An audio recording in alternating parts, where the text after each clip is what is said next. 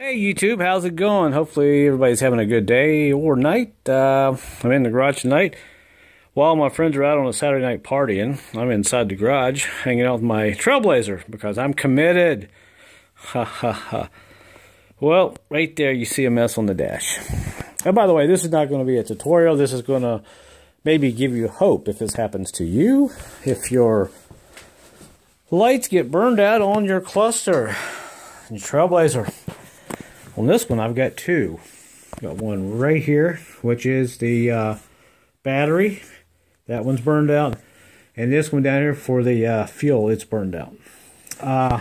Yeah, Chevrolet thought it would be cute to just solder those in and make you unsolder them and put new bulbs in.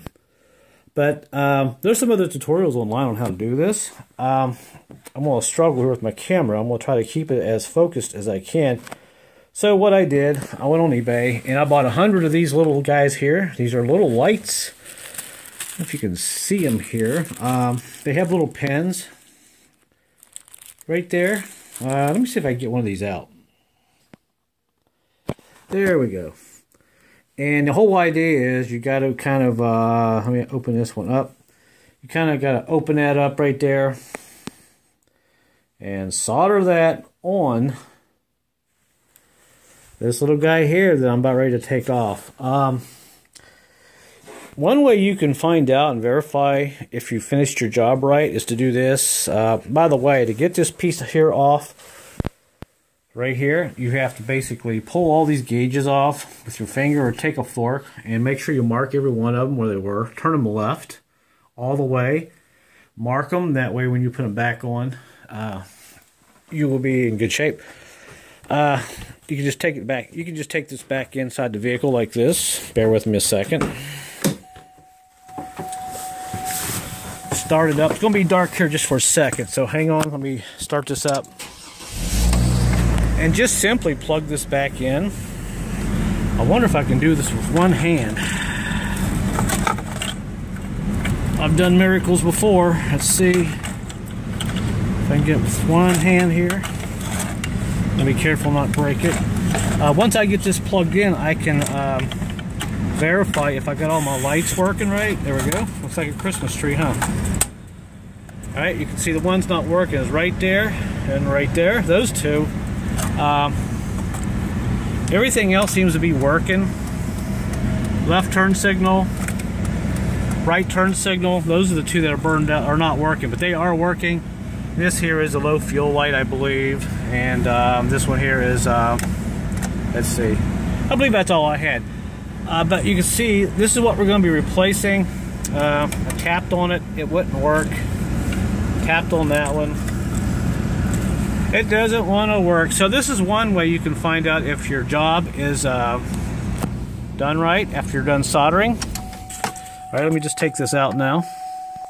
Okay, there we go. So pretty cool to see how they make these boards.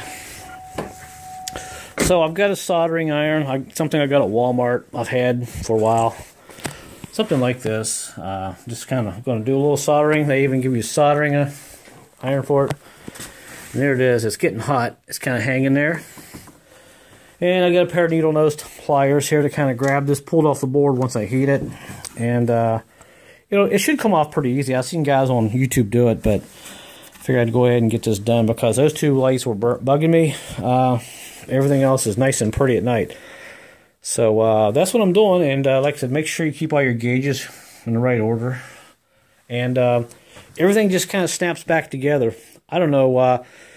Hopefully, if you're a millennial watching this video, don't do this. If you're going to be working at a engineering plant or whatever, designing things, don't make the bulbs permanent in the board. Make them where they can screw out and screw back in. Make it a little bit easier for us guys. But other than that, that's what I'm doing tonight. Pretty easy to do, and there's the rest of it. It's in there on the dash. So. Alright, so let me go ahead and get these out of here and solder them in. Okay, there was that one. I couldn't show you me taking it off because I only have one hand here free. So now we got to take this out and basically pull the wire out of this guy and There we go. Flip the wire back around and solder it back in. And you can see there's the bottom of it. They just basically have it curled underneath. Like that. And you basically just solder it back in there. So we go ahead and solder a new one in and see what we got. Alright, there's one, number one. So let's take it inside and see if it lights up now. Okay, that one's plugged up. Let's turn the key on and see if this one lights up. Hey, alright. Yes, okay, so we got that one working. And now we gotta do one more down here. It's amazing what you can do when you put your mind to it, huh? So, alright, let's see if we can get the other one here working. You know what? I'm going to try to do this with one hand. Let's see how good I am. Oh, how about that? Got that one right off. And let's go to the other side here. That's the first. Wow, I can't believe I just knocked that right off. So there's that one. And like I said, all you have to do is pull the wire out and just look how they did it with the wire here at the factory. And just flip that wire back around. I wish this camera would focus a little bit better, but I'm sorry about that. And stick the new one in. Let's see if it'll focus a little bit better.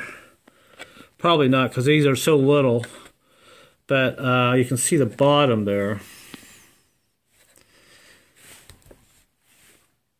How the wire kind of sits in there. It's kind of interesting.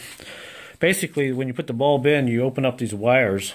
You open them up, set them in there, and wrap it around. But when you take the bulb out, just look how they did it at the factory, and you'll figure it out. All right, let's get this one in. Alright, so there is the last one. So those are in. I think it's going to be okay, so let's take it inside and test it and see if it works. Alright, we'll just do this in real time. That way you know I'm not trying to trick you. Just bear with me a second. I gotta hook this back in here, one hand. A little dark. Alright, there's that. Turn the key on, see what we got. How about that? All of our lights work now. Yes. That one's working.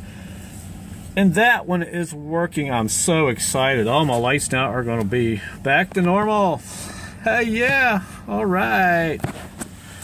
So there you go. You know, it's not too bad tearing these apart. I just wish they had the screw-in type bulbs, you know. Would have made it a little bit easier for us, but...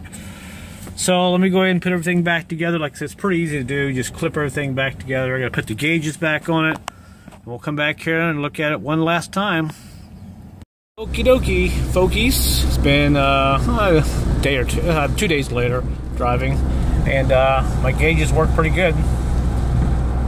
Now, when you put the gauges back on, the hands, sometimes you gotta pull back out just a little bit on them because it kind of locks them up. I don't know why. But everything is right on, even the speed. I've got my OBD2 code reader hooked up, checking the speed out, and it is right on. So I'm pretty happy there. So, you know, you can change these lights out, just kind of a pain in the butt. But just want to give you guys an update, because the last video clip I had, it showed none of the gauges working. I had to unhook it and go back in there and pull some of those dials out just a little bit, because they have to be really free to work. So, alright, so there you go. So enjoy the video, and I'm going to enjoy my rainy day. What else is new, right? Especially this winter. It's been raining a lot, but I'll take this over snow for now. Alright, till my next video, guys.